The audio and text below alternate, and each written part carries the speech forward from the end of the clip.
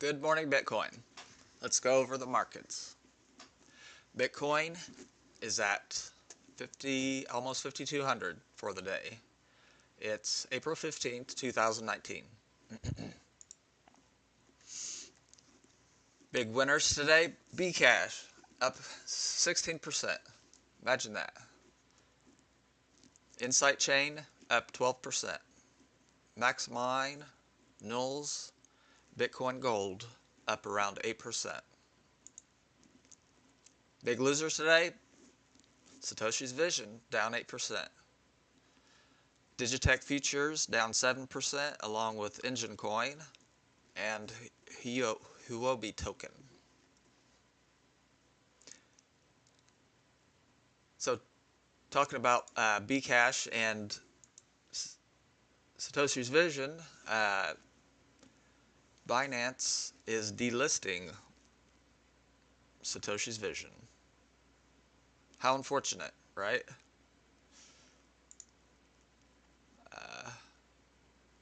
I commented on here. So, much respect to CZ. You can see a lot of people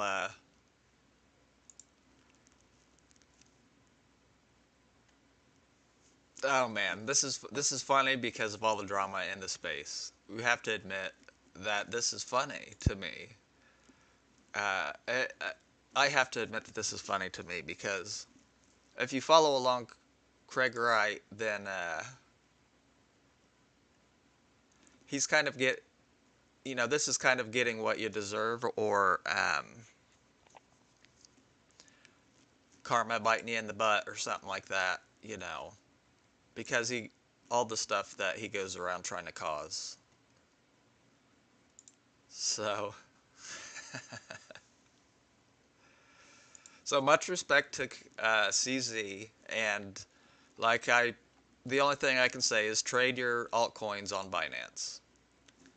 All right, moving on. I wanted to point out Neon District's auction here for a non-fungible token at 100 Ethereum. I believe the auction is still open. Go on here to Neon District RPG on Twitter. I believe it ends today.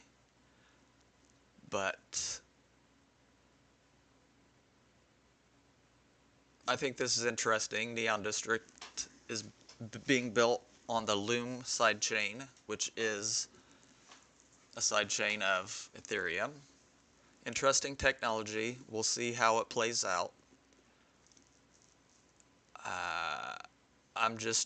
I'm not trying to sell you any Loom here, but I am definitely, I'm a fundamental analyst, so I like the technology. It's cool. Seems like a cool game too. I'm a gamer. I like games. Just seeing where it goes. All right. So I wanted to point out the IMF and the World Bank have launched a private blockchain. A private blockchain. Think about that for a second.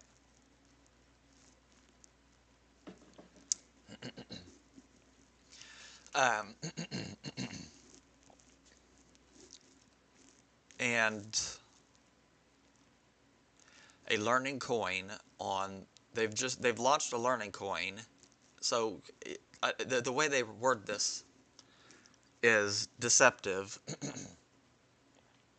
or it's just the way they're saying it is, maybe I just disagree with it, but they launched a coin. You don't It's hard to say you launch a blockchain, but they launched a learning coin. And if you launch a coin and you trade it, then the blockchain is like a byproduct of trading it, because the blockchain is just your transaction history. So you can't launch a blockchain, you have to launch a coin. So if they're doing this to learn how all this stuff works, then more power to them. This is a form of adoption to me. Um,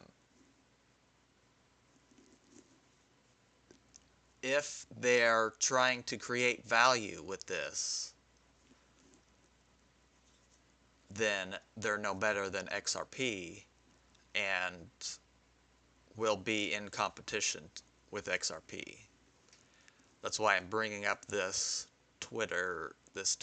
tweet from the IMF, International Monetary Fund. They obviously have been talking about digital payments. Now,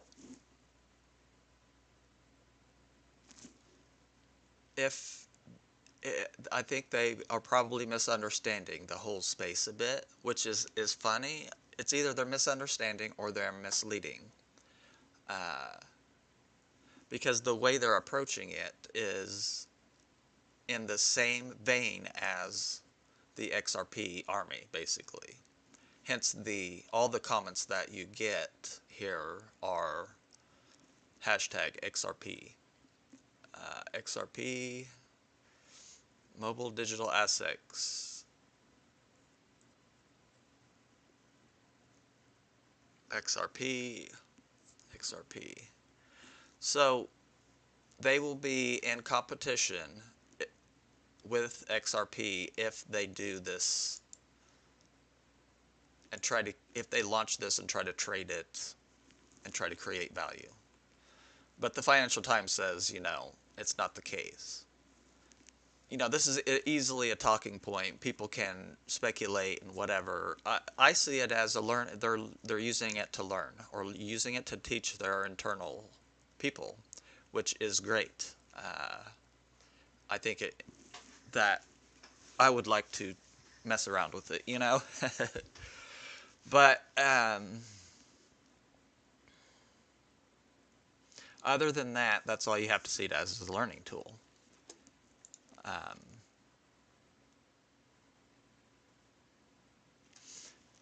So moving on here, it brings this video to my mind when it comes to trying to explain blockchain to regular people or people who don't understand or people who are so enamored with everything else that is not Bitcoin.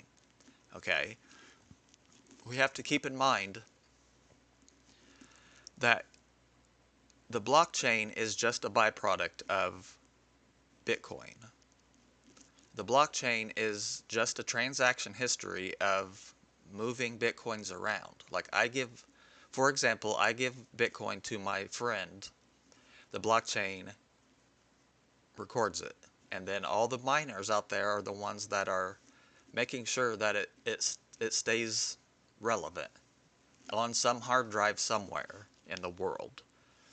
As long as one person in the world has that distributed ledger on their computer, then it's going to work. Now, that's a very simple way to look at it. Ideally, it builds, but that is the idea. As long as one person has the ledger and it's running, then Bitcoin is okay. It can be easily attacked whenever it's like that, but for simplicity's sake, Bitcoin is the important part here, and we'll eventually figure that out when a lot of people figure that out when their blockchain or their crypto gets hacked and it's stolen or whatever because it's not secure. But that's a whole nother issue too. Anyways,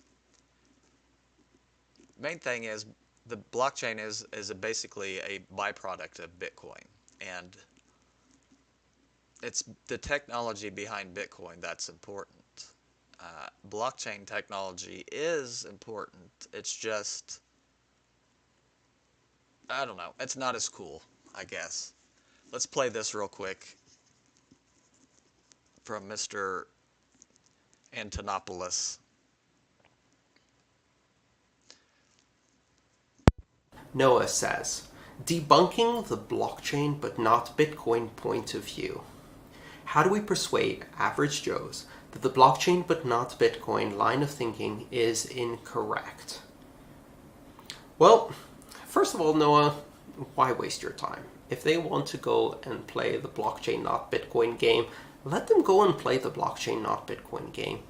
I don't think it's our job to persuade other people about the merits of this technology if what they can understand about this technology is a slogan that has really played out itself since 2014. Really, I don't think there's any point in trying to persuade people about the blockchain but not Bitcoin trope. I think it's a cliche. When somebody says, I believe in blockchain but I'm not interested in Bitcoin, I think they're basically saying, I don't understand blockchain.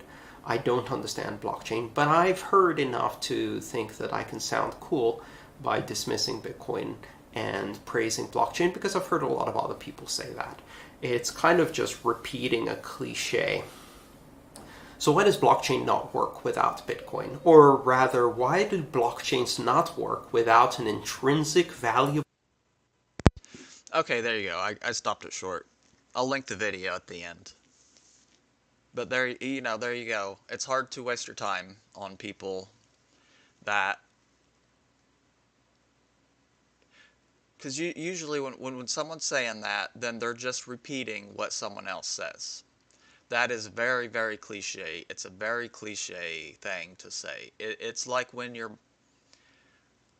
your friends try to repeat some political garbage they hear on some,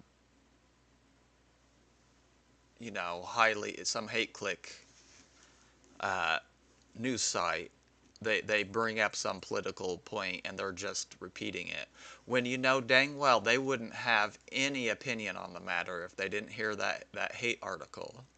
You know, they're just repeating what somebody said. That's what the cliche is. And it's sad, but that's how people are. That's how average people are. They need to be, thought they're used to being thought for. Other people think for them, and they just repeat what they say. They don't go in any deeper into it. My mom is very, very subject to all these hateful articles on the internet, and then she'll tag me in them and stuff like that. So that's how I relate to these people coming up and saying blockchain not Bitcoin, because they're literally just reading some article somewhere where someone's jumbling up what the whole definition of this space, of the important things of this space. They just jumble it up and then throw it to some layman, and then it just confuses them even further. So you see this in all. My point is, you see this in all walks of life, and in all kinds of different settings. Uh, Blockchain, not Bitcoin, is one of those perversions of Bitcoin. So just trying to get that out in the open here. I know that's a little contradictory to what he's saying. He's saying don't waste your time, and I'm trying to explain a little bit here. So take it for what it is, and y'all have a good day. Make sure to give us a like, subscribe, hit the bell button, and give us a donation to some Bitcoin down there in the wallet if you can. Go to our Facebook page and our Twitter. It's linked here in the YouTube. It's linked here in the YouTube profile. And give us a follow and ask to join the Facebook group. Have a good day, everyone.